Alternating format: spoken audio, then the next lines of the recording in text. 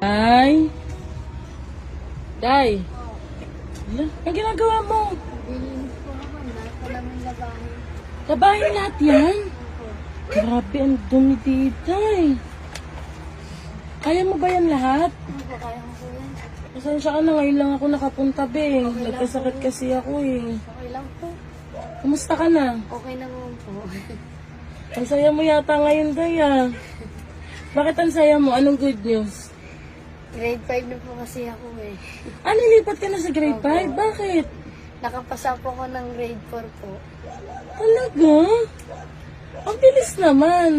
Nung ano po, nung unang pasok ko po sa grade 4, akala ko po, hindi po ako nakapasa. Kaya inilipat ka na. Opo. Ano sabi ng teacher mo? Wala na po. Sabi po sa akin, pagpatuloy ko lang daw po yun. Ang galing. Di grade 5 ka na pala. Anyway, na laman ko, nalalaban ka daw ng Muse. Opo. Wow! Pwede ba kitang samahan doon? Pwede akong pumunta? Pwede naman po.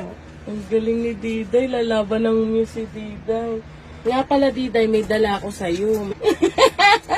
O, catch! Baksan mo na. Ang laki. Saan mo na po ka dyan?